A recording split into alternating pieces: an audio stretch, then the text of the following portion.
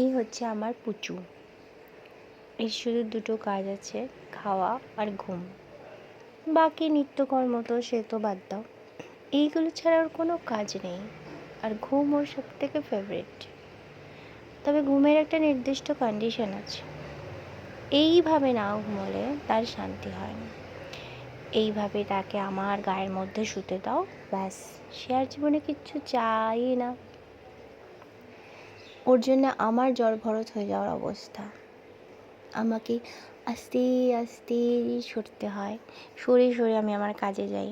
যেই টের পায় আমি উঠে গেছি, টাং করে উঠে পড়লো, ব্যাস, তারপরে তো উৎপাত শুরু, খেতে দাও, এই করতে দাও, কত হাজার একটা বায়ানাক্কা। আবার সারাদিন আমার পেছনে ঘুরঘুর ঘুরঘুর করবে, যতক্ষণ না আমি ঘরে যাব। আমি রান্নাঘরে থাকলে রান্নাঘরেই দাঁড়িয়ে থাকবে। আমি ঘরে যাব, তারপর আবার এসে নিশ্চিন্তে শোবে। তো কদিন ধরে ওর খাবার যেখানে খেত সেটা নষ্ট হয়ে গেছিলো, আর বারবার বাটিটা পড়ে যাচ্ছিলো। বেচারি বড় হয়ে গেছে না, তাই আমি একটা অ্যামাজনে খুঁজছিলাম একটা ফুড স্ট্যান্ড টাইপের।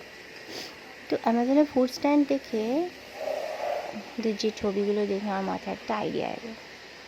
আমি বললাম, আরে বাহ, আমি তো এটা নিজেই বানিয়ে নিতে পারি। আমার বাড়িতে তো একটা এরকম নষ্ট হয়ে যাওয়া টুল টাইপের আছে, সেই টুলটা দিয়ে আমি আজকে ওর জন্য নতুন টেবিল বানিয়ে নিলাম।